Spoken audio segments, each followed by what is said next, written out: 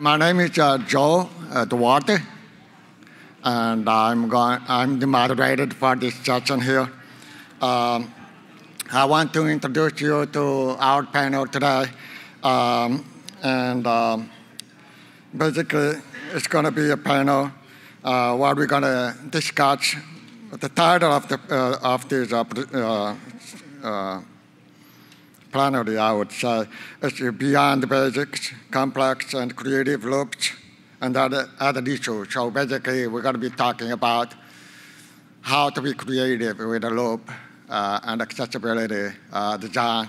I want to introduce you to Doug Edworthy. He's been involved in audio engineering since 1975. He has been doing loop design and installation since 1981. He has a lot of experience. He has been involved in audio engineering standards and also with hearing loop standards as well. And I welcome Doug to come up and talk. Thank you. Thank you, Joe, for that introduction. I'm here this afternoon to tell you a little bit of some experiences I had working with London Underground, the metro system that we have in our capital city in England. It's called looping the London Tube. I'm going to break my presentation down into 5 key sections. I'm going to spend just a little while giving you a bit of understanding of what the London Tube is at the moment, what it consists of. Then I'm going to talk about the requirements that the governing body for London Underground, an organisation called Transport for London, they had a vision for what they wanted for accessibility for the London Underground. And as we'll see, they maybe had a few slightly unrealistic expectations. I'm going to talk about the results of a survey that we did of a representative sample of stations. And then a very important section. I'm going to talk about the reality check, where we looked at what was wanted and what was possible. And lastly, I'm going to talk about some of the solutions that were implemented to provide the accessibility that hearing aid users need in an environment like London Underground. Here's a picture of one of the more modern stations. This is part of what's called the Jubilee Line, one of our newer lines. And the Jubilee Line is just one line serving 270 stations that are interconnected by 250 miles of track, and that makes it the second longest metro system in the world after the Shanghai Metro. In 2007, that was the most recent figures I could find, there were more than 1 billion passenger journeys on the London Underground. That makes it the 3rd busiest metro system in Europe after Moscow and Paris. Now, do bear in mind that this metro system started in the late 1860s, so some of the infrastructure is very old. On the other hand, we have some infrastructure that's less than 10 years old, so there's a very wide range of infrastructure that has to be dealt with. The whole metro system in London is run by an organisation called Transport for London, who also have responsibility for the buses and other transportation systems within the capital. In 1995, and revised in 2005, the United Kingdom introduced the Disability Discrimination Act, or DDA. And in simple terms, that act requires anyone within the UK that supplies services to the public and to employees to not discriminate against people who have disabilities.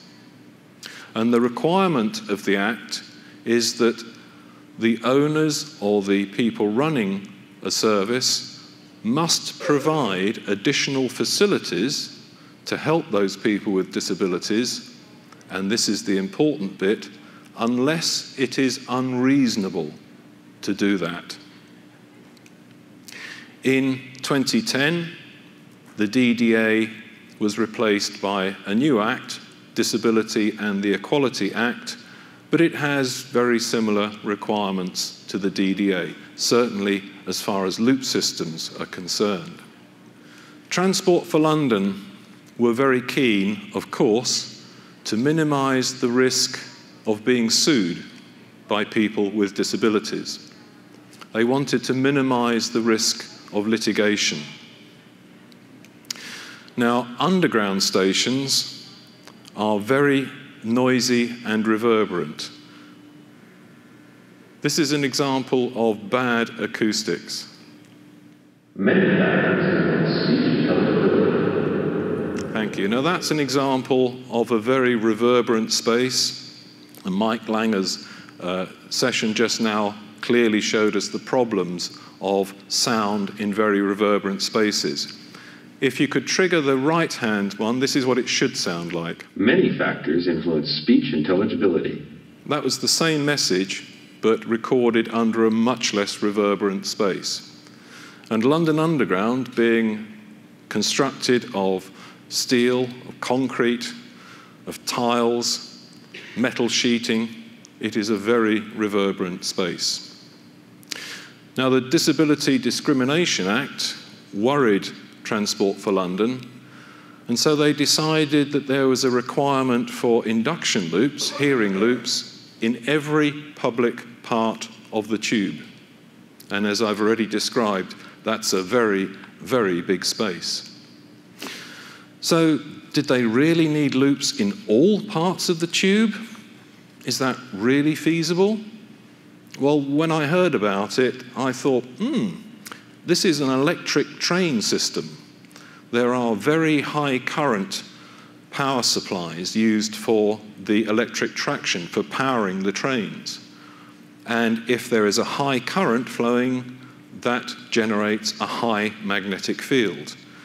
And as we discussed this morning in the workshop that I did with Richard McKinley, magnetic noise can be a problem in certain circumstances for hearing aids. So I had a concern that the environmental magnetic noise would make loops impractical in many places on the London Underground. But thinking about it and guessing is no substitute for actually taking measurements. And in 2002, Transport for London, in fact one of their subsidiary companies, asked my company to try and discover the true situation on London Underground. Was it too noisy for loops? From the point of view of Transport for London, that would be great, because they have an excuse. They have an excuse that it is unreasonable to put loops in because of the high background noise. But they wanted to find out for sure. So there were two questions that I was asked to answer. First of all, is the background noise going to be a problem for hearing aid users? If so, is this a general problem, or is it restricted just to certain areas? And secondly, do the metals that are used in the construction of the station have an effect on the performance of the loop systems? Now, I wonder if our controllers of the PC could click the left hand of the two speakers. This speech track and the music that follows are designed to assist you in testing that an audio frequency induction loop system is working correctly.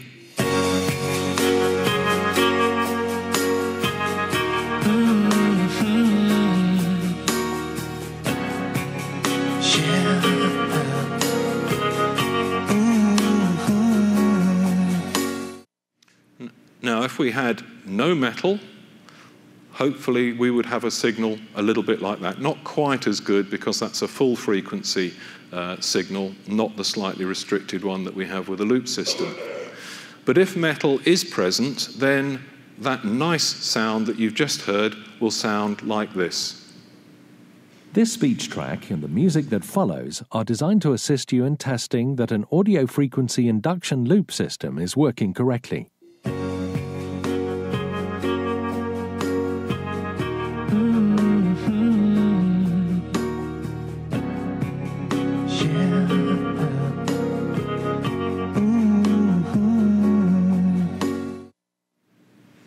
Okay, so I think you can hear the difference, that we've lost all of the highs, we've lost the brightness, we're just getting a rather woolly sound.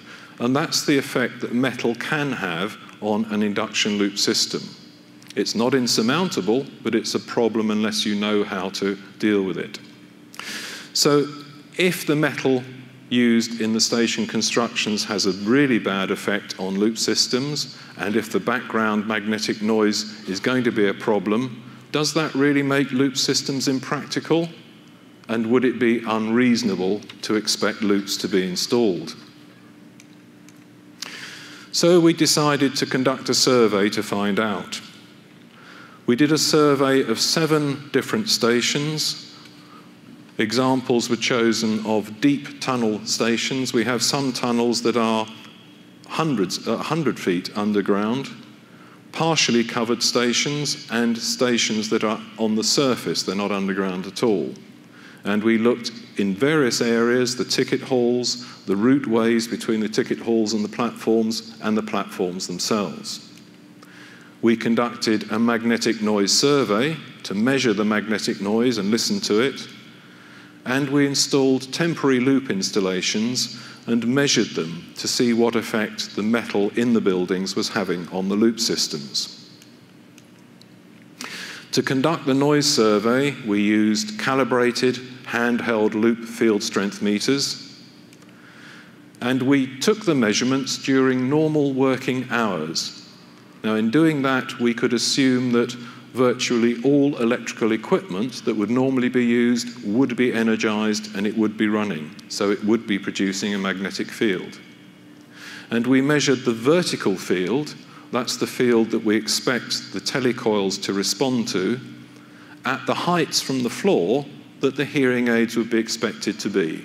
So in general, that's for children and wheelchair users about 1.2 meters, up to tall adults about 1.7 meters. Well, what noise limits did we set as being acceptable or not acceptable? Now, the project that we're describing took place before the revised international standard, so in fact we set our own signal-to-noise criteria because we weren't entirely happy with the existing standard.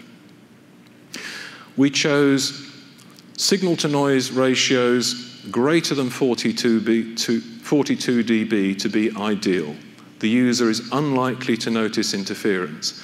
And if my colleague with the computer keyboard could click the first one. Only when these other tests are complete and you're satisfied with the results should the subjective listening test begin. Now, at the beginning and end of each of these recordings, I've allowed a second or two silence, so if there is background noise, you should be able to hear it. We set the next level between 42 dB and 27 dB as being an area where users were unlikely to find the problem, the noise a significant problem, but they would notice it. Thank you. Only when these other tests are complete and you're satisfied with the results should the subjective listening test begin. So I think you might have heard a slight bit of hum and hiss at the beginning and the end of that recording. Now, if we found a noise level that was less than 27 dB signal-to-noise ratio, we considered that to be unacceptable. Could we have that test, please? Only when these other tests are complete and you're satisfied with the results should the subjective listening test begin. I think you'll agree that there's quite some significant noise interference on that recording. By the way, if you're not sure about dB, you should have been here for Mike Langer's presentation earlier on. He explained it very well. Where did we check for this noise? Well, we checked in ticket halls, we checked in general areas, ticket windows, walkways, escalators, and platforms. and also everywhere that a passenger help point was going to be installed. And where did we put the trial loops? We went to ticket halls, walkways again, platforms, etc. And what did we find? Well, most ticket halls and routeways, we found the noise was either unnoticeable or only just noticeable. But we did find some hot spots close to equipment. And by close, I mean you put your ear almost up against the equipment. And this is the sort of noise that we heard. The fluorescent lighting, first of all.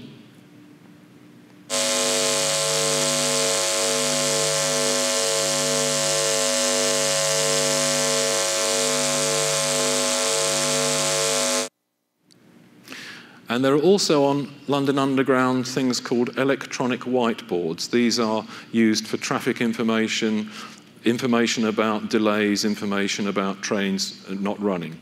Could we have that demo, please?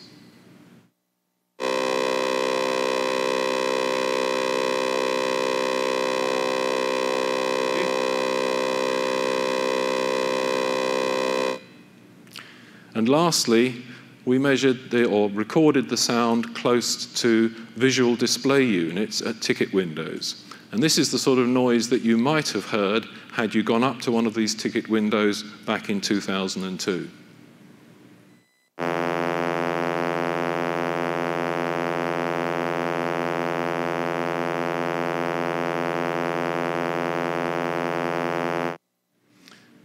Now, one thing I should point out is that I've amplified these sound signals.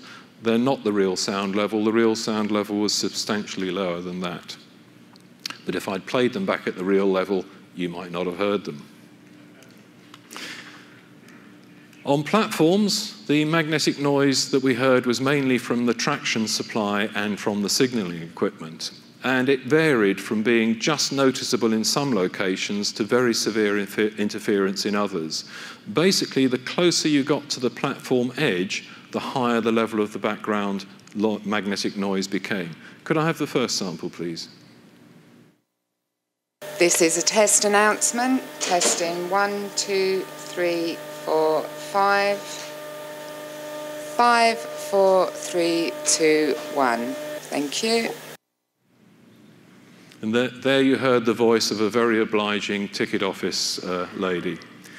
And we found that during the arrival and the departure of trains, the noise level increased quite significantly. In fact, so much that announcements that were made during those times could suffer from poor intelligibility. Could I have the last sample, please? This is a test announcement. Testing 1, 2, 3, 4, 5. 5, 4, 3, 2, 1. Thank you.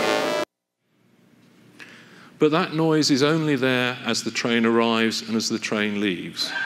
And most announcements on London Underground are repeated a number of times. So if you do miss it the first time, you can generally hear it the second time. At help points and tube maps, the magnetic noise was either unnoticeable or only just noticeable. But again, when a train arrives or leaves in a station, there could be significant interference at help points that are on platforms. But again, if the help point is back from the edge of the platform, it's not so much of a problem. Escalators, interestingly, escalators have very large, very power-hungry electric motors driving them. But the escalators we found were one of the quietest places from the magnetic noise point of view. And that, we discovered, was due to the all-steel construction now of escalators, which is very good at shielding the magnetic noise that's caused by the escalator motors. What did we find from the test loops? What effect did metal have on the loops? Well, we did find a big variation between the predicted and the actual current needed. And that had the effect of not only restricting the frequency response, losing the high frequencies, but also reducing the level of the signal from the loop as well. Could I have the first sample, please? Only when these other tests are complete and you're satisfied with the results should the subjective listening test begin. And the second one, please. Only when these other tests are complete and you're satisfied with the results should the subjective listening test begin. I think you'll agree there's a big difference. And in order to overcome that, we would need to use bigger or more amplifiers, or almost certainly a more complex loop antenna in order to overcome this building construction metal effect. Some locations cause significant reduction in the high-frequency performance, so we would need to make sure that the appropriate loop antenna configurations and maybe specialized equipment as well was provided. But then we did the important thing. We did a reality check. Where would we really expect a hearing aid user to switch the telecoil on? The answer is where there's an obvious benefit from doing that. At places like ticket office windows, at passenger help points, at other places where there's a sign to show that the loop is provided, but not everywhere in a tube station. So what we recommended to London Underground was only install loops where users would expect them and where the magnetic noise level is okay. Remove or reduce the sources of noise. Replace the old-fashioned CRT tube displays with LCD or LED types. Position the passenger help points as far from the platform edge as possible. And to avoid overspill from adjacent loops at ticket offices, loop alternative ones or make sure that the ticket office windows are quite some distance apart, at least 6 feet apart. And what did London Underground do? They took notice of most of that. And most ticket windows now have loops, and there is much less magnetic noise because they've replaced the displays with modern LED and LCD types. Most help points have now got loops. There is some variation in the type of antenna that's used due to construction limitations, but in most places, there are acceptable results, and I think the presentation from Dave Myers this morning bears that out. In addition, and this wasn't planned, London Underground decided to write a manual of good practice for designing and installing loop systems. And I and a number of other consultants, UK consultants, provided input to that guide to make sure that we got something that was as close as possible to the requirements of the international standard that we've been talking about today. So all new loop systems installed on London Underground have to comply with this London Underground Manual of Best Practice. So to review, we have in London a 21st century underground system, and I hope those of you that are coming over to the Olympic Games next year will make use of it and will find that the hearing facilities that we have there really do work the way they're intended to. We covered what Transport for London wanted, really an impractical wish. They wanted to loop everywhere in the underground. I've described what we found in our survey of stations, and importantly, the reality check. Do we really need loops everywhere, or should we provide loops where people are likely to want to use them? And we've talked about the solutions that were implemented to provide better accessibility facilities for hearing aid users. So to conclude, thank you all very much for listening to me this afternoon. I hope it was a good presentation for you. Please do feel free to contact me at that email address. And this presentation will be available on the HLAA website along with all the others in due course. So if you haven't got time to write it down, the information will be there. Thank you all very much.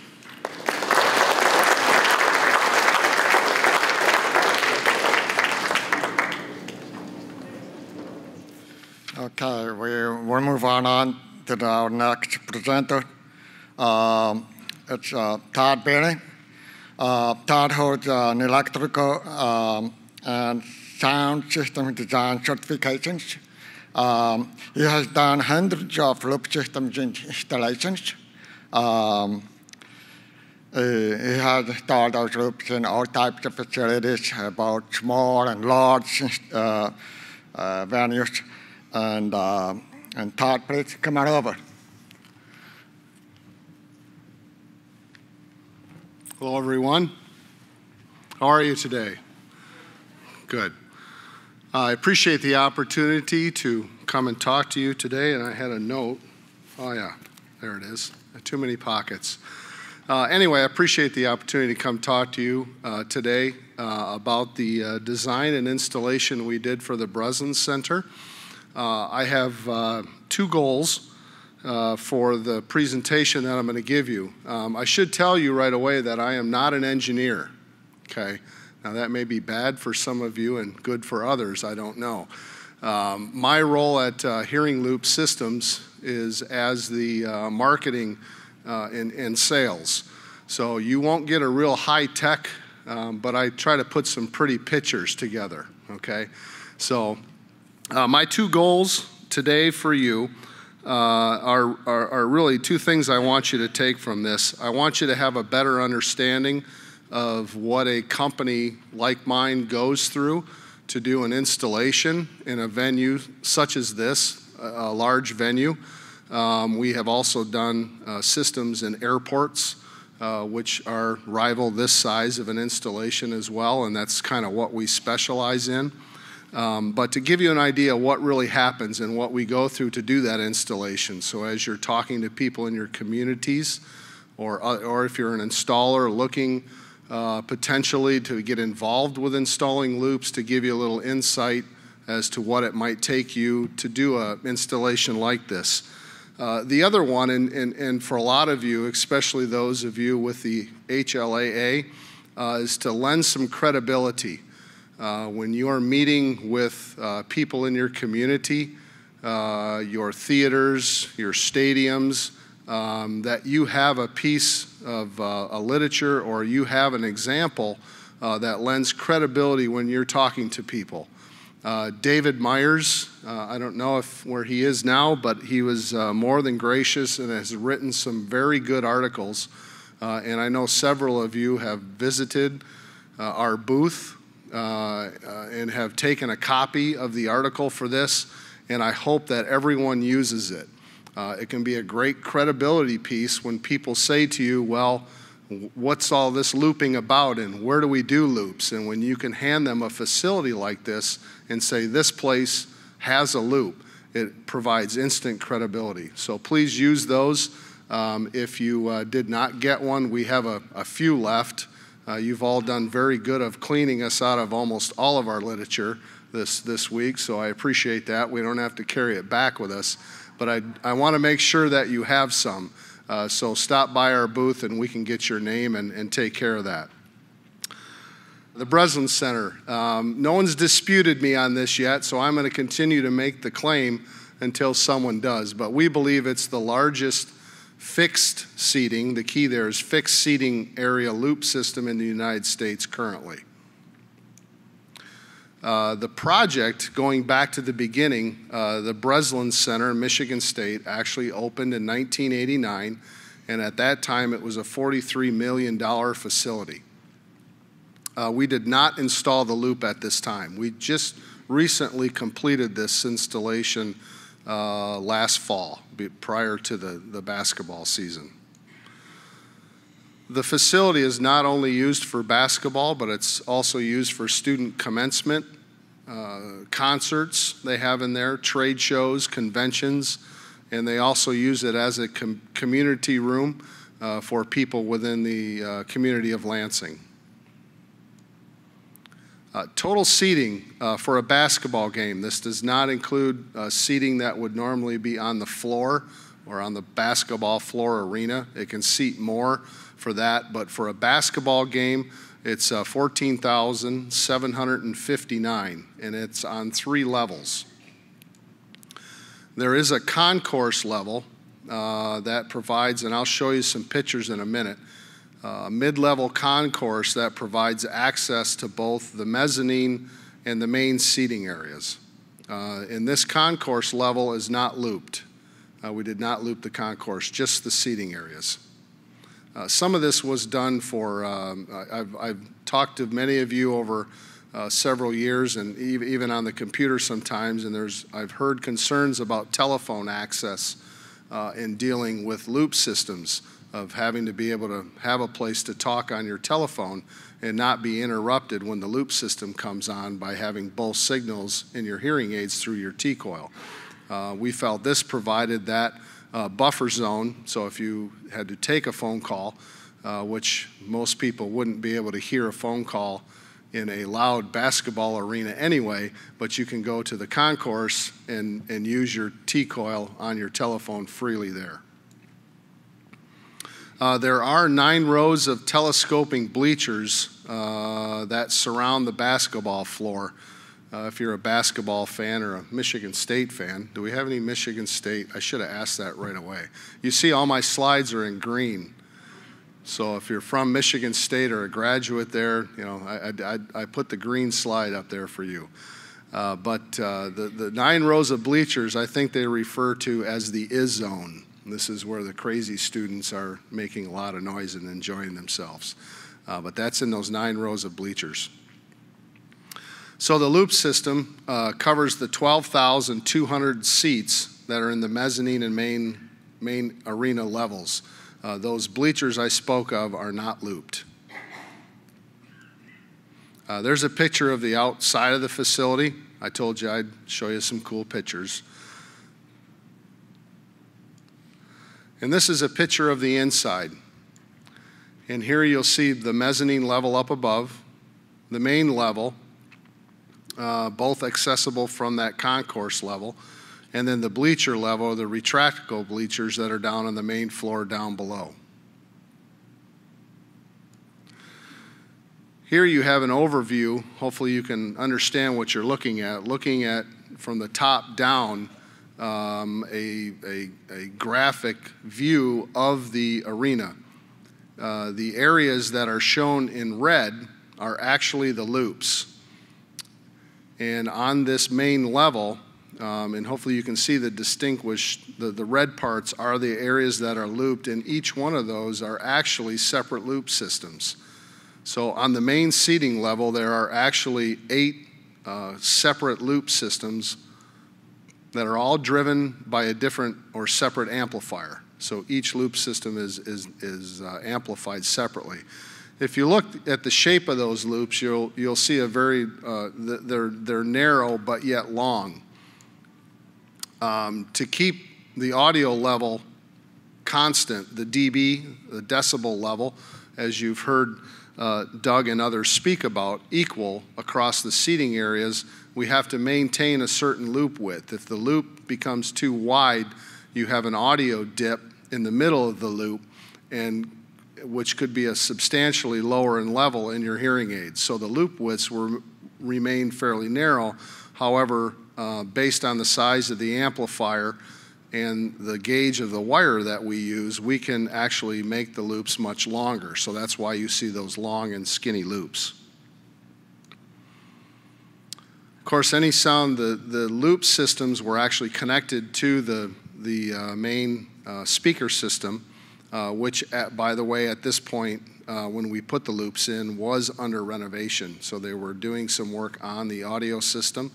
But any of the sound that's transmitted through the speaker, the actual loudspeaker system in the arena, is now distributed through the loop. This is the same picture, only looking at the mezzanine level. And you can see there again, the areas in red are showing the long and narrow loop systems. And again, on this level, there are a total of 8 loops on this level also, making it a total of 16 total for the facility. Of course, the benefit. I haven't put a lot of information here about the benefit. I think you've all understood and got a lot of information as to the benefit of T-coils.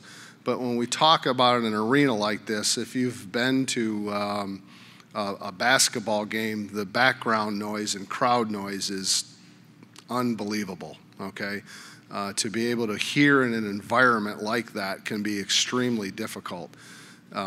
So by activating your T-coils, At this point, you're turning off the microphones in your hearing aids, and that eliminates a lot of that background noise, and the audio that's going through the speakers now is transmitted directly into your hearing aids, allowing you to hear what's being said.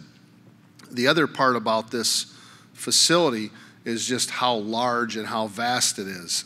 I should have, I do not have in the slides, and I can't remember what it is, what the RT60, if you were in the session this morning, you'll remember the discussion about RT60 or reverberation, and it's extremely high in this facility.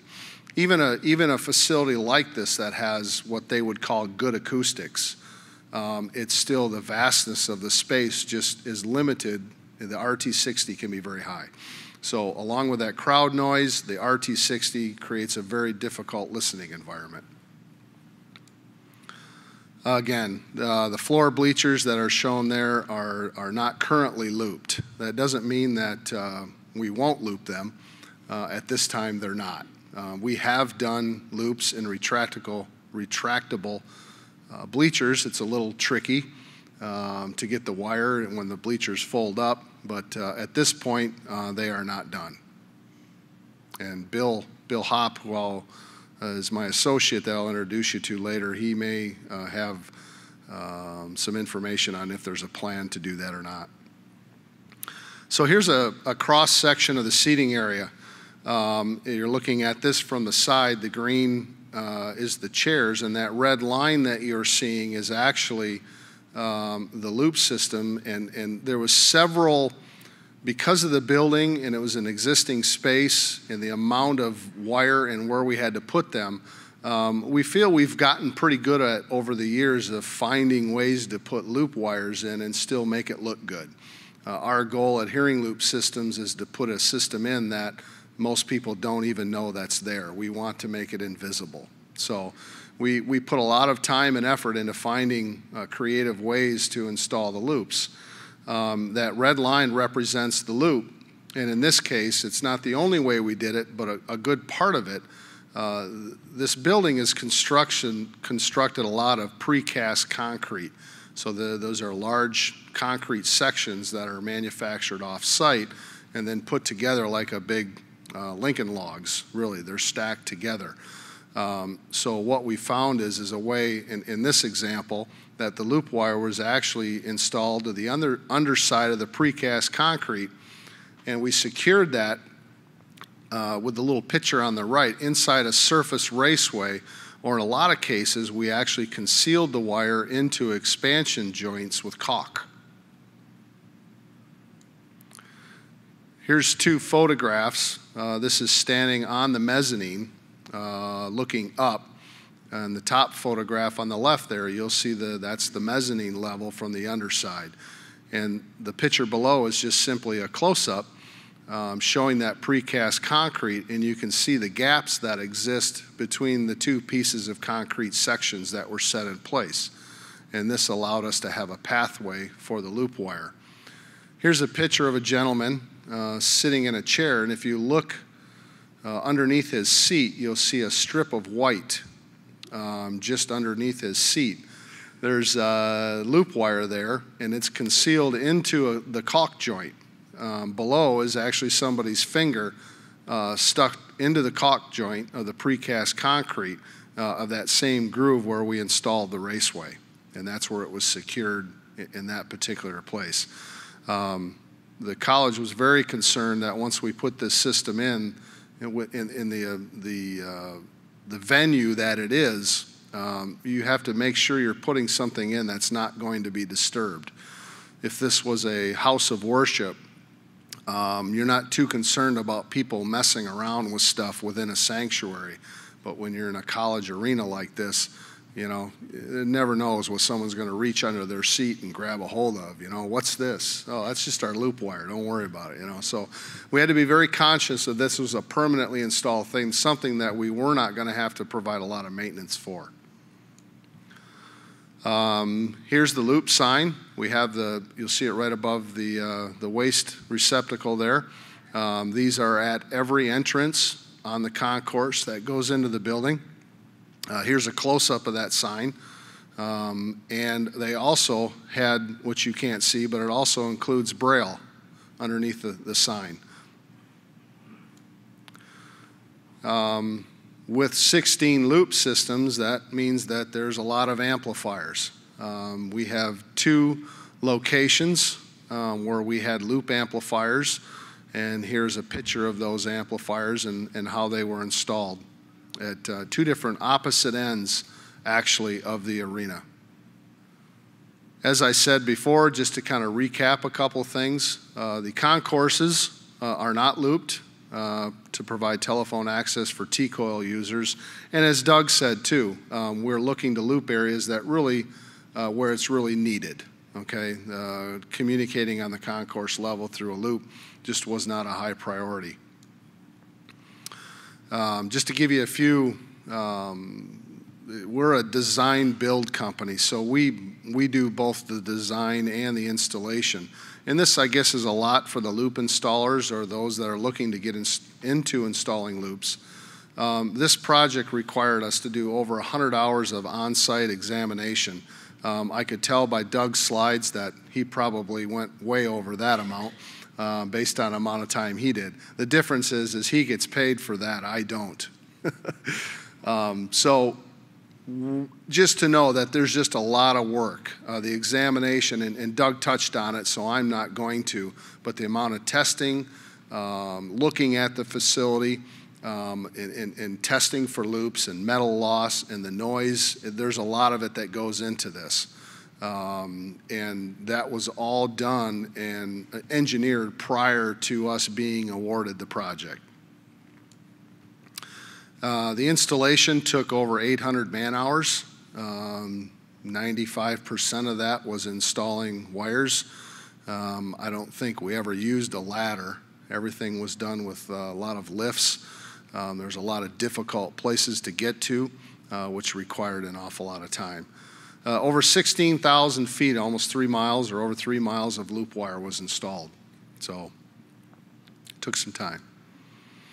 I was reluctant whether to put this in here, but it seems every time I have a loop talk anywhere in the country, one of the things I inevitably asked was, how much was it? Okay, so here it is.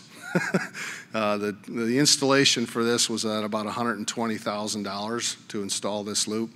I was thinking, watching David Myers the other day in his breakfast talk about the per user cost. I haven't had a chance to run the numbers on it yet, but I think I'm going to try to do that once and see where that comes out on a per user basis with 14,000. Maybe there's a math magician out there somewhere that could help me with that. I don't know. All the loops were designed and tested to the IEC standard. It's something we do on all of our installations. If we can't meet that requirement, we don't put them in. If you're a loop installer, I hope that you adhere to that same standard. I think it's critical for our industry as we move ahead to make sure that we're all designing systems that meet that standard. Most of the information, and Bill Hopp again can talk to you a little bit more about this, but from a sales perspective, our entry into this facility, you know, people always ask me, well, how did you find out about this? How did this all happen? Michigan State University, like many universities, has a resource center for persons with disabilities. The lady there, a gal by the name of Virginia Martz, who was the deaf and hard of hearing specialist, was the driving force behind the loop. Mr. Hopp worked or has been working with and continues to work with her for, maybe I'll ask him to tell you, but I know that he worked with her more than a couple of years prior to this project coming about. And we're also looking at several other projects around Michigan State as well. But it really takes someone, and I'm sure you're aware of this, that understands, you know, within a university like this, you don't get to the right people without finding the right person to climb the ladder with. Someone that can get through to the administration and tell them how important this is. And on this project, it's been Virginia Martz. So that's the end of my presentation. I appreciate the opportunity to talk to you. Again, I don't know if Bill's in here. Bill, are you in here? Bill, stand up a minute. Bill Hopp is actually the sales consultant for our company that took this project on.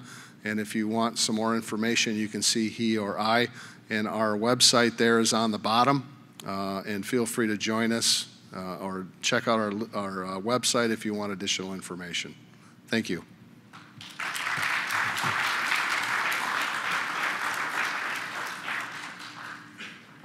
Wow. This was one big project. I'm very impressed. I'm also impressed with the England subway loop project. It's amazing to see how it can do big facilities. I know all about small loops, small meeting rooms, but now to look at stadiums and train stations, airports being looped is amazing. Okay, we're on to the next presenter. I'd like to introduce you to Richard McKinley. He has more than 30 years of audio engineering experience. He's an expert in loop design and all types of loop design, very complex loops and so forth, and I'd like to hear him talk. So, Richard, come on over. I guess I should be able to figure out which button it is, right? Oh, good. Thank you for all for being here, and Todd, that was quite a presentation. That was quite a project. One thing I wanted to address that's interesting, I just recently met with the Board of Trustees of a university and had a chance to sit down with, I think there were 16 of them there. 9 of them were hearing aids. Not a one of them has ever attended a basketball or football game at the university that they are the trustee of. Where could loops be used in situations where environments are busy, can be noisy? Sharing of information will benefit the user in a number of different ways, including safety. Something that we haven't grabbed a hold of well here in the United States, but I know in Europe they're doing well with that, is the implications of reaching people in a noisy environment where safety is concerned. How about a drive-up window? A pharmacy, a bank. A bank is one of the banks in Holland that's been looped. Some of these pictures are not of actual locations. I apologize for that. But in cases like this, all of those, there has been loops done in all of those situations. I always contend that the person with the hearing aids at the bank hears far better than I do as somebody talking through that little squawker. I still don't understand her, and I had somebody go up there the other day with me with a hearing aid, and she turned it on and said, "She sounds clear as a bell." And I'm like, I was jealous as could be. An attraction. This is, any of you know where Graceland is? Kind of a cool facility. If you haven't been there, you now have the opportunity to use loops while you're there. At Graceland, there's a plane called the Lisa Marie. And in the plane, they have exhibits. Well, very nicely located in those exhibits is a whole bunch of airplane background noise. And about 30% of the people who visit Graceland happen to come from Europe. So it was kind of interesting that they had a large amount of requests for people to be able to hear at the exhibits. In the top right corner, it's kind of hard to see, and I apologize, but in trying to preserve the aircraft, they do not want flash or turn on lights a lot, but that's a bed. So you can guess who slept on that bed. But to do that display, or to loop that one, we actually have a number of turns of loops actually in the bed itself. You can't believe the amount of permission we had to do to get to take the bed apart and then get it put together, because the bedspread hadn't been touched in something like 8 or 10 years. To the left of it in the middle is a brass railing. Loops don't necessarily have to be in plastic frames and boxes that carry around or on the floor, but this brass railing formed 3 sides of a loop, and then we went down across the aluminum floor, and it works superb. In the airplane there, each section of the airplane does a little talk and presentation for you. And then as you take the tour up to Graceland, they do not allow actual tour, have tour guides within the mansion itself. It's kind of a self-tour guide, but you sit on the porch of Graceland while a guide gives you quite a bit of information for a period of time. and they have a wireless mic, and the whole front porch area is looped. And I had kind of fun when I was there because we talk about people being from overseas. I learned that there's some languages in that city that I didn't understand either. One of the tour guides I told heard every word and understood it. The next tour guide that went through, I don't think I understood a single thing. So just part of it. But they're multi-turn loops. The one on the porch is not. Outdoor music concert, a very good place. Often done, there's a couple festivals up in Muskegon and up north. One of them actually has a sprinkler pipe trenched into the ground, and annually when they hold their country music festivals, it is looped. And I was surprised at one event because they had people make a little note afterwards when they left, and they got something like 80 or 100 people who left notes saying, "Thank yous, please do it again next year." That was quite outstanding. Information kiosks are something that's becoming more and more common for all of us today. Not all of them have audio information coming back, but many of them do. And it's very easy to loop those kiosks and give information. There's also displays in museums and other facilities that can be looped. And through proper design, you can control where they don't interact from one area to the other. Tour buses. The number of responses I've gotten done to looping tour buses is phenomenal. I asked the bus driver when we were doing this bus, I said, "What's your worst bus?" And he said, "It's the 90-year-old ladies on the way to a casino." And I said, "Why?" He said, "They all wear hearing aids and they all talk the whole trip. It's the noisiest bus ride he ever takes." So they just started a thing now where they're going to play a movie on the bus. And I asked why they're doing it that, and he said, "To save my hearing." We've all heard of the black taxis, of course, being done, and there's been a lot of work in New York, and New York has not a mandate for taxis, but a request that the taxi operators look at putting loops and communication systems within their taxis. That doesn't mean the language is interpreted so you will understand it. It just means it gets to you. This is one that's becoming quite, active all of a sudden, is bingo parlors. I can't tell you the number of requests around the United States to loop a bingo parlor. The funny part there that I enjoyed was when I was talking to one gentleman and I said, "Well, why do you want the loop?" Or he said, "I get tired of telling people they don't have those numbers." And they actually did a little survey and a test, and somebody observed in about 50 to 70% of the wrong bingos were people wearing hearing aids. I also measured the background noise in the room, and audio-wise, it was phenomenal. I mean, the noise of the machines outside, because they didn't have full walls in the room, every clanking and noise and bell and the event going on there. And I told him I'd probably do wrong ones too, because I couldn't understand a thing. So I think the correct bingos are going to come out of the ones with hearing aids in time.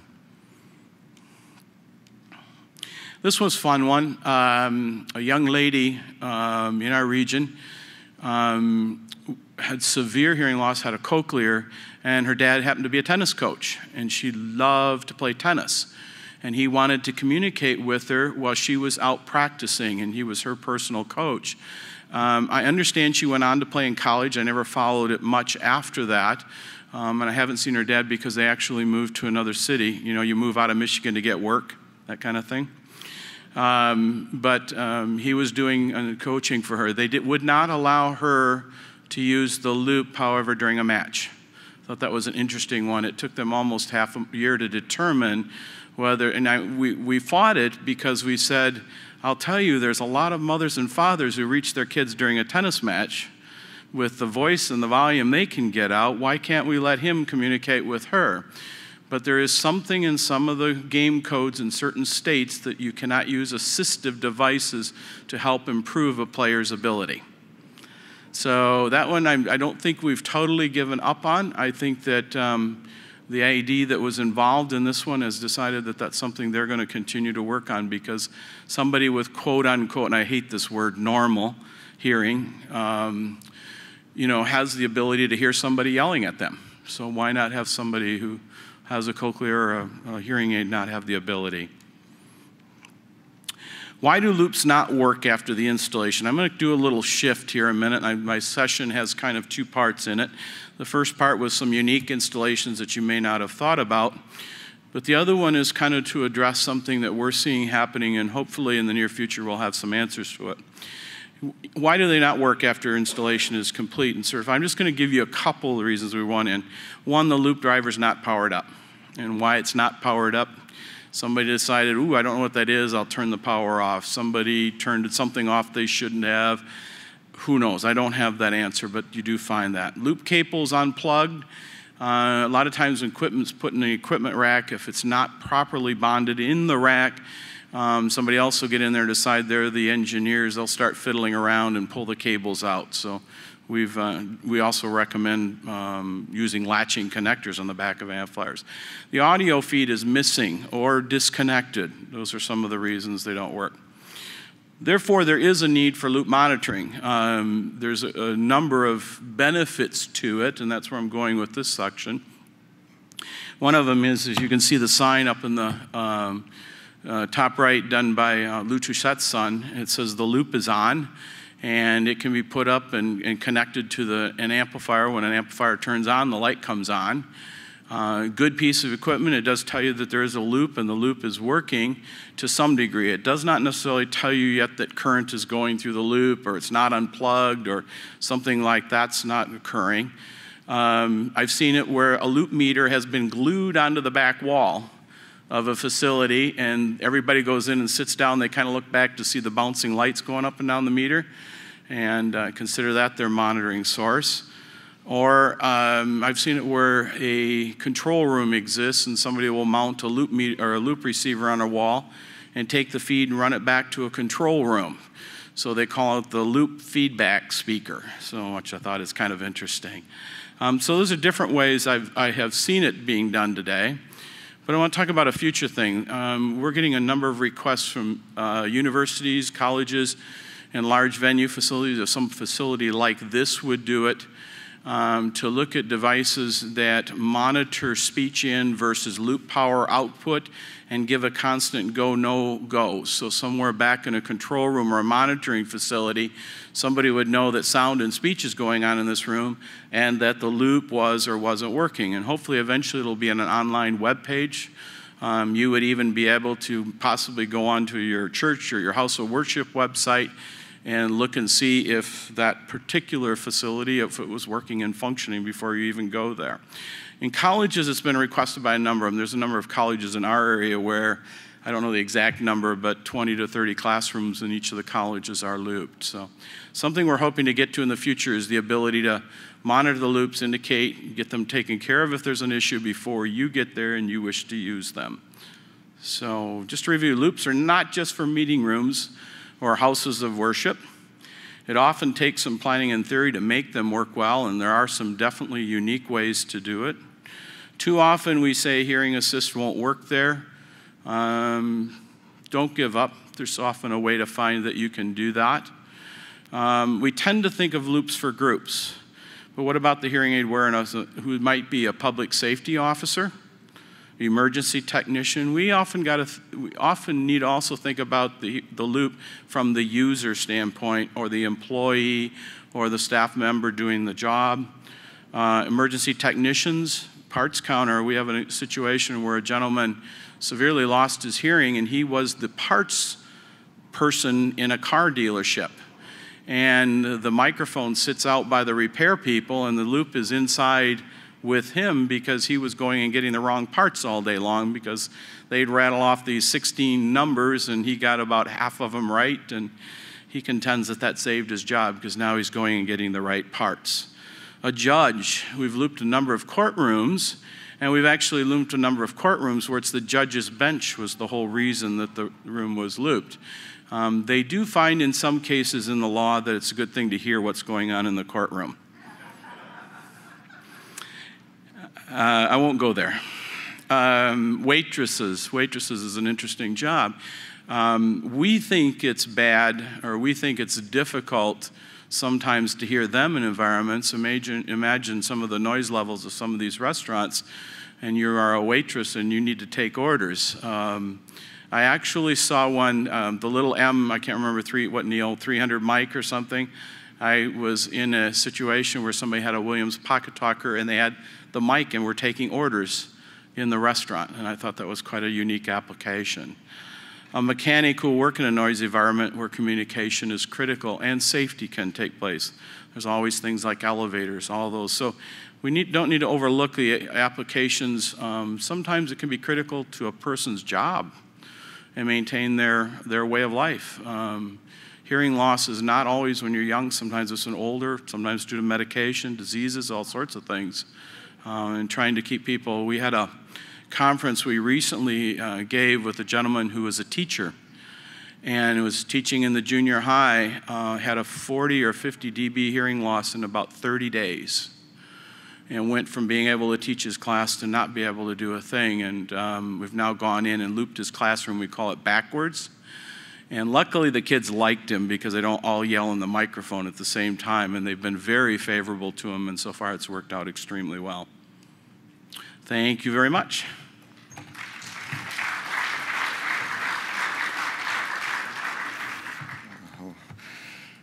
Wow, we're learning so much here.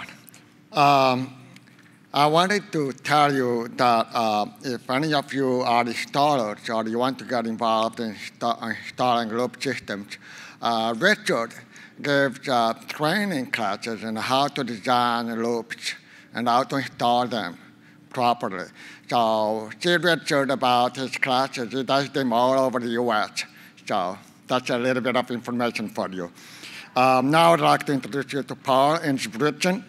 He's the CEO of Wearing Sound.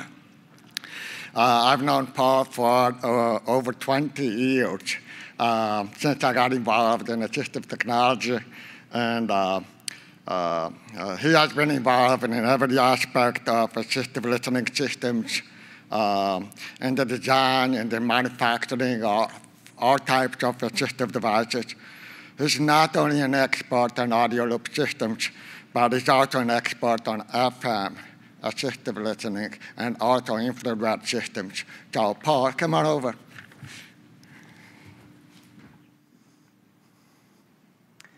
Good afternoon, everyone. It's great to see so many people here and all of these eager and inquiring minds wanting to learn more and to, true to the organization's name, help yourselves and help other people that you know with your hearing loss. Today, I'm here to talk a little bit about the use of a different kind of loop. There's been a lot of emphasis about the big loops that go around rooms. Today I'm going to talk about the little loop that goes around your head, and also how to use that to connect with FM and infrared systems. So a few things we're going to try and cover today. Don't have a whole lot of time, so I can't get into all of the ins and outs, but try to give you an overview of things. Identifying what performance standards there might be for neck loops, silhouettes, and receivers. How to make sure that FM and infrared systems with neck loops and silhouettes will work for telecoil users, and to identify some practical issues when you're using loop, FM, and infrared systems side by side. First of all, neck loops and silhouettes are available in a variety of forms, sizes, and colors. To simplify things today, I'm just going to refer to them all as couplers rather than having to say neck loops, silhouettes, ear hooks repeatedly. Neck loops, silhouettes, and ear hooks are all telecoil couplers. We also have acoustic couplers, and those are the earphones and headphones. And these devices are all the way that ultimately the sound gets delivered to your ears. There are, with FM and infrared systems, there are transmitters that are connected to the sound system, providing a wireless signal in the room, and then you use a receiver to receive that signal. The ALDs are devices that are used to improve signal-to-noise ratio. And those may either be a personal use device or they may be group listening devices. We also have music and video players as another source that you may want to plug a coupler into. And then lastly, there are computers and telephones. And then we also have another way, another type of coupler of getting the audio signal from a receiver into your ears if you have a cochlear implant, and that's to use a patch cord into your cochlear processor. So today's focus is primarily going to be on telecoil couplers that are compatible with assisted listening system receivers. And a couple of quick photos up there.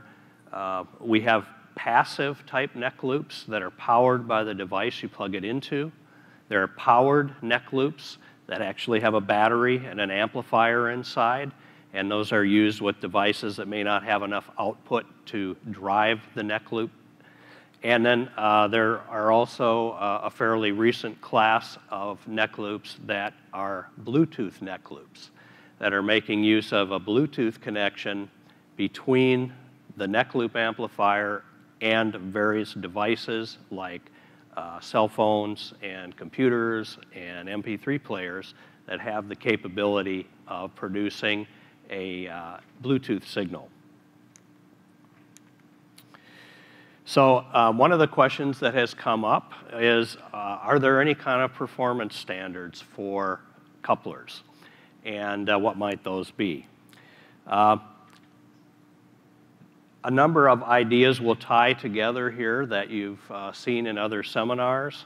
And one of them that should be familiar to you is that you have to consider the receiver that's part of that listening system, the telecoil coupler, and the hearing aid, or the cochlear processor, as a system. All of those pieces have to work together in order to make a functioning system. So if we start a little farther back in the chain and look at what are relevant standards for receiver in an FM or an infrared system. And there we can look to the ADA, Americans with Disabilities Act, accessibility guidelines for buildings and facilities. And that's referred to as ADAG. And it was recently revised in 2010.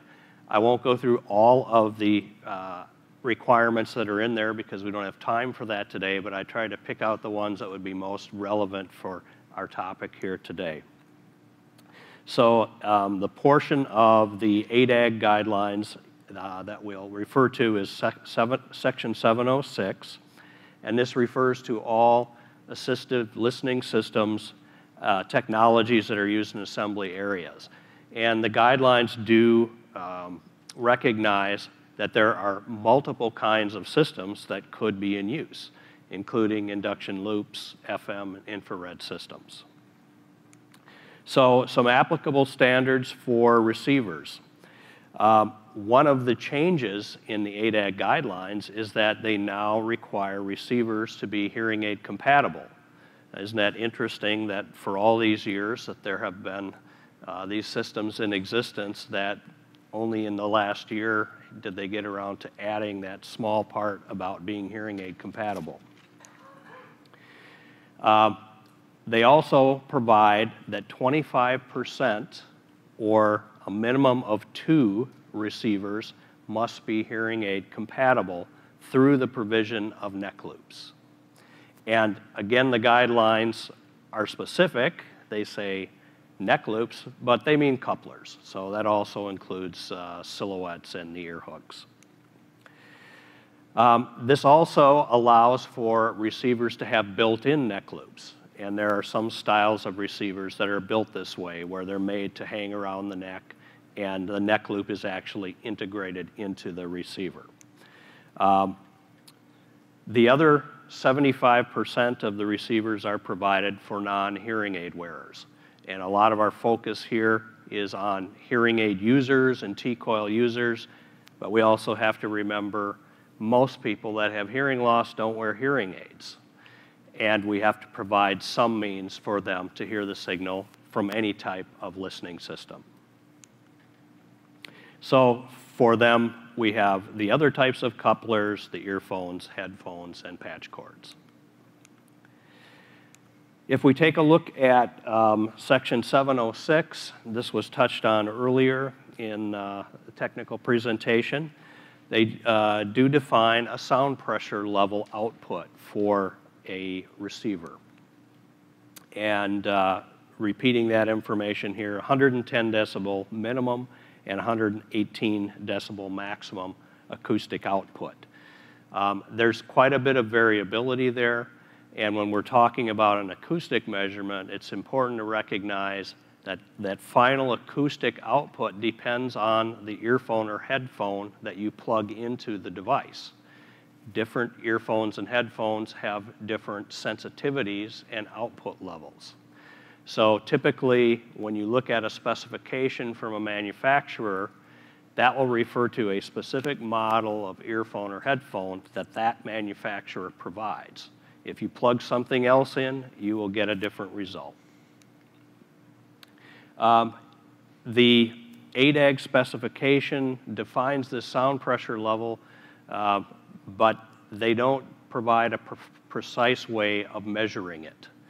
And so for the engineers in the audience, they will tell you that you can pretty much make a specification turn out any way you want to if you don't specify how you're supposed to measure it.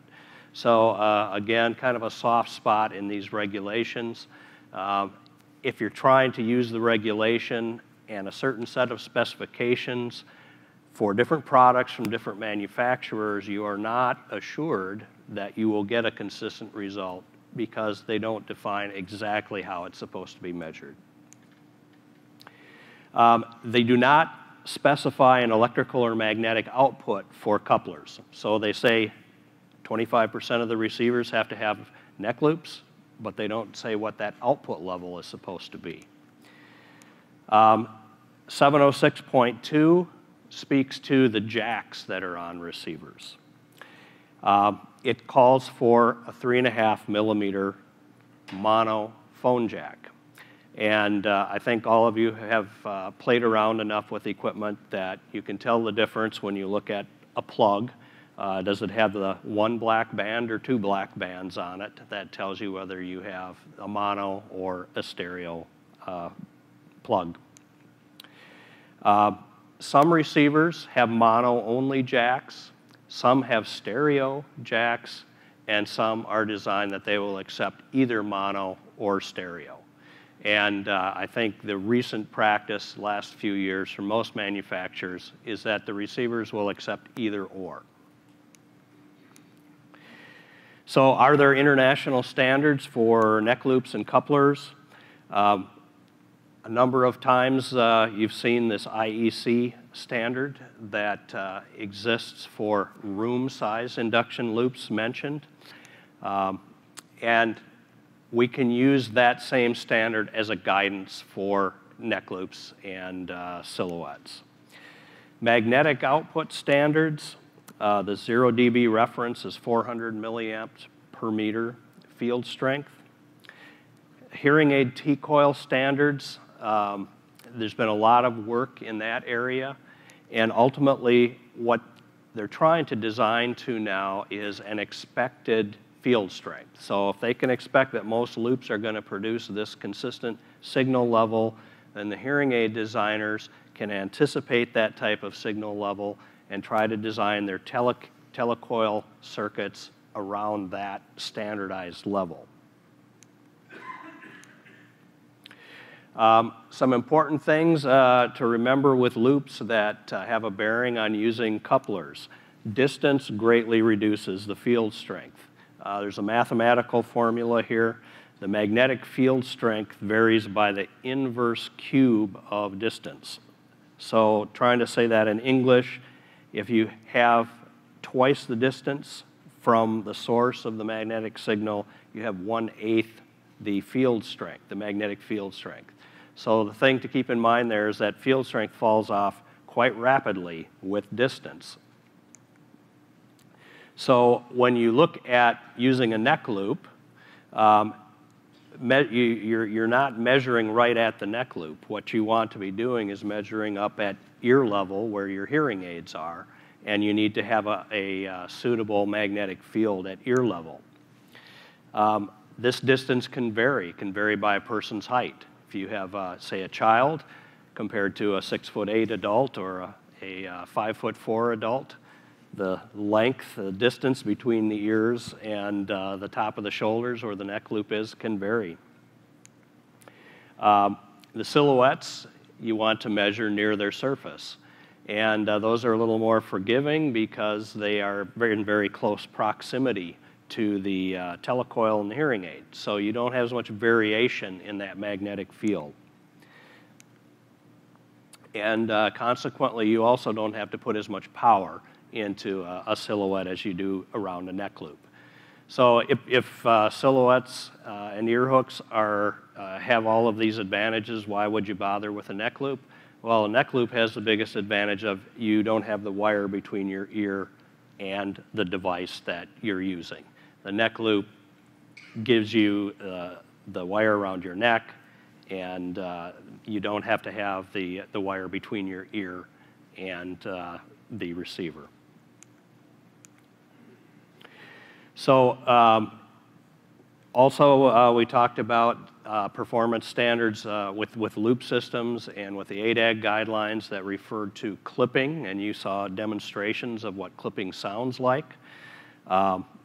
If you have a receiver for an FM or an infrared system that's not been designed properly, or it's mismatched with the type of coupler that's being used with it, the receiver will run out of gas while driving the coupler and will start to clip. What you'll typically see in receivers is a power output of 25 to 35 milliwatts specified at 16 ohms.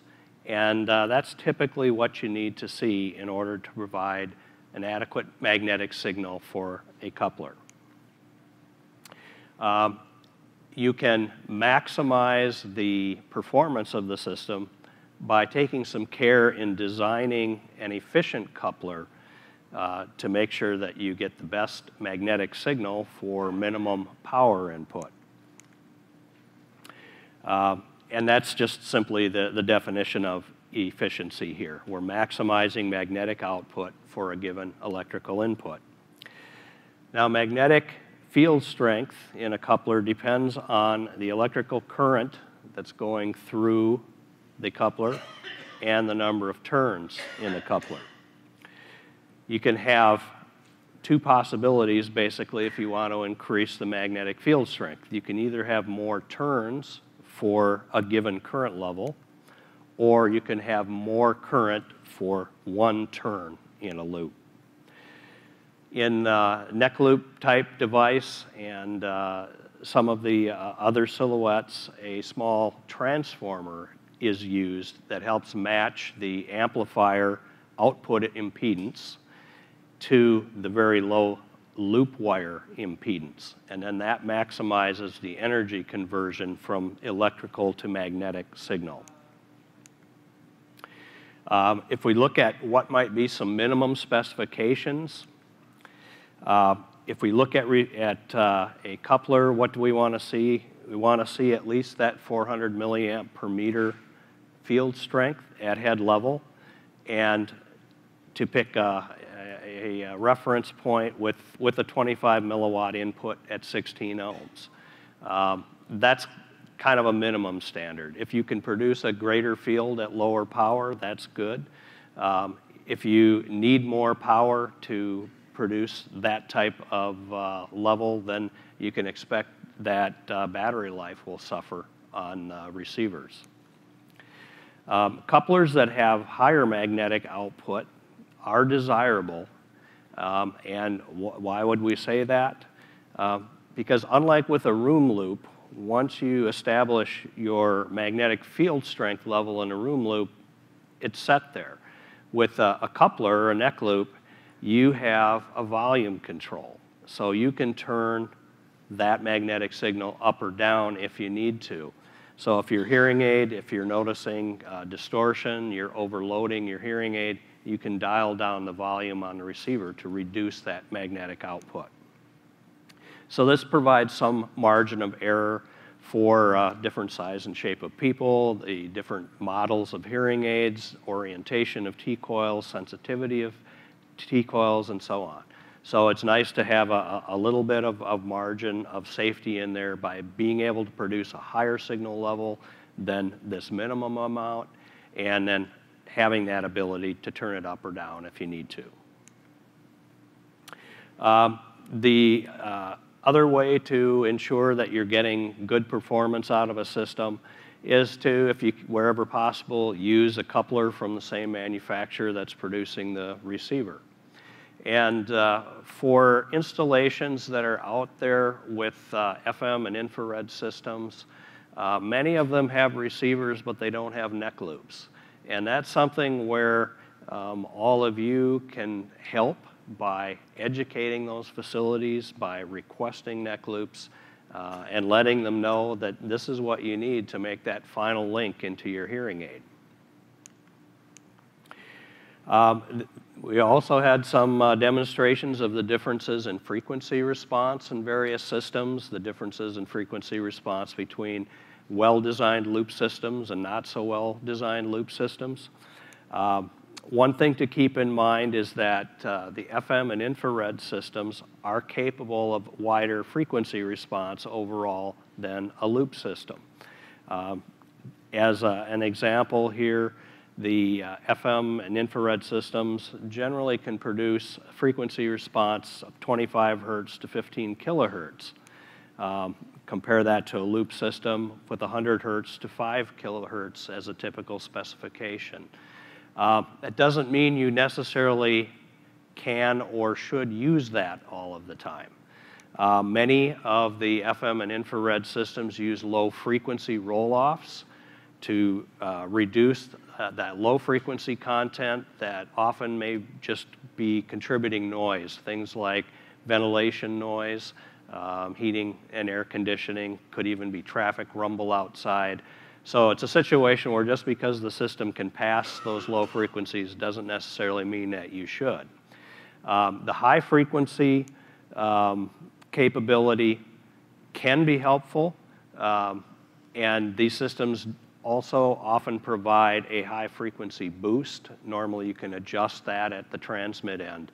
But the high frequencies, and we saw that earlier this morning, are what help you distinguish those high frequency consonant sounds, T, S, F, S.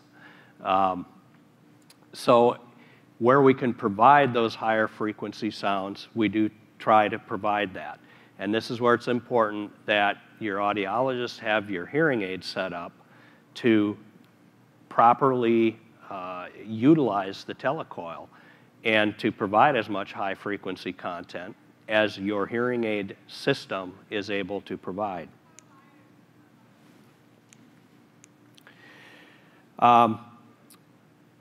So we're into the last part of the presentation here, which is to talk a little bit about what happens when you need to have more than one kind of system in the same place at the same time.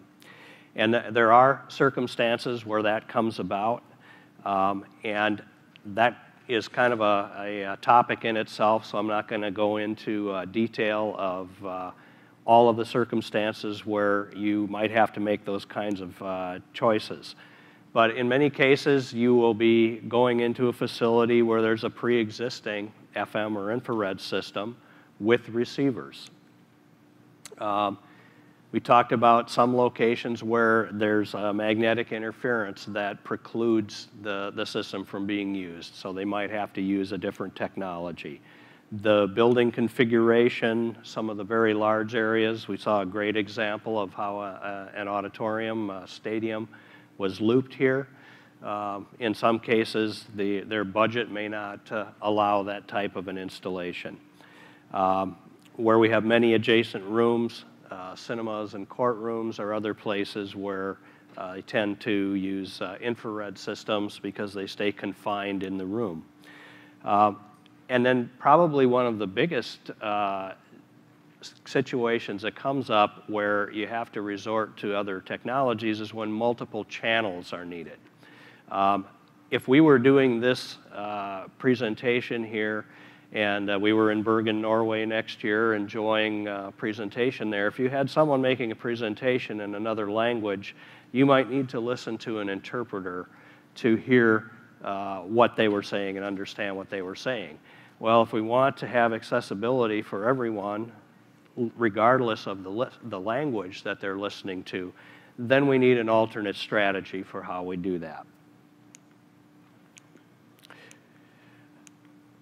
So depending on the type of listening area and all of these factors that we've seen earlier today that are considerations for installing a loop can certainly be used side by side with FM and infrared systems.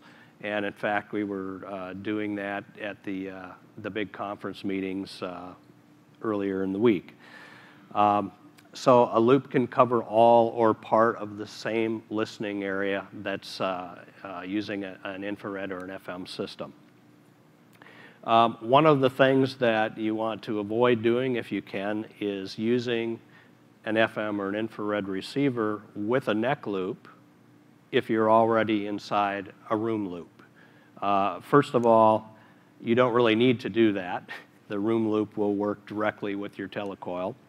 And secondly, the two magnetic signals can interact and produce some distortion, some phase shifts, and may not work properly. I get questions from people that come up of, can I use a loop receiver with a neck loop? Comes back to, well, yeah, you can, but would you really need to do that? So sometimes we just kind of lose track of where those signals are going and how that system is working. So just thought I would mention that. That question comes up very often. If we get into some of the actual installation considerations, the same public address system audio can feed both listening systems. So for instance, in this room, we've got wireless microphones that are being used. We have a mixer board, and there's an output from that mixer board that is being used to feed the loop system. We can also feed FM and infrared systems from that same PA system. For some additional practical considerations, you learned a lot about microphones a little earlier. A couple of additional points. You want to make sure that microphone and audio cables are balanced and shielded. In some cases, if people are trying to save money or trying to put their own system together with parts that they've bought at various places, they may be tempted to buy the less expensive components, and often those will be unbalanced microphones and unbalanced audio cables. And those are just simply more susceptible to picking up various forms of interference. When you have systems that you're running side by side, FM systems often have antennas that are placed on cables at a distance from the transmitter. And infrared systems use coax cables to run the signal out to the infrared emitters. You want to try to avoid running those parallel with your loop wires or in the same channels as the loop wires. You also have to consider grounding paths. And this is true of any sound system, but as you add more components to a sound system, the grounding matters more and more. So I won't go into the technical details here. I think that was covered earlier. But anytime you're using multiple systems, you have to pay attention to the grounding. A question had come up earlier about, it wasn't in this session, it was a different session, about could you use different microphones for each system? So if we have a loop system, let's use this microphone, and we've also got an FM or an infrared system here. Should we have a separate microphone for that if we don't have a convenient way of running them off the same microphones? If you're forced to do that, you're forced to do that. You have to kind of live with it. But the best case is to use the same microphones to drive both systems. And having duplicate microphones creates more potential for acoustic feedback and noise. It also creates potential for more magnetic interference. If the loop signal somehow gets into some of the other cabling, then you can have more cables you have, the more likely that is to happen. There are a couple of different types of microphones. You saw the different patterns of microphones earlier. There are also two basic technologies for microphones. You have dynamic microphones, which basically use a coil of wire inside them, and they are susceptible to picking up noise and creating feedback in a loop system if they are used in close proximity to a loop, unless it's got good shielding and a humbucker design. Or you can use a second type of microphone. It's called a condenser microphone. And these are microphones that actually have power applied to them, and they operate a different principle than a dynamic microphone. And these are less susceptible to picking up interference from the loop itself. The way that you share those microphones with two systems is to use what's called a distribution amplifier. As part of the PA system, you need multiple outputs to drive the multiple systems, so a distribution amplifier simply multiplies your output from the PA system and lets you feed more than one system. Some of the loop amplifiers and some of the FM and infrared transmitters have tape output jacks on them. That is another source where you could potentially plug in a second system. One of the things you have to be careful, though, when you're taking an output from one of these products is to know whether it's a processed or unprocessed output. And what do I mean by that? We learned earlier about automatic level controls and limiters and expanders. Many of the assistive listening systems, whether they're loop, infrared, or FM, have those functions built into them. So what you want to make sure is that you're using an unprocessed signal to feed that second system, or you could end up double processing.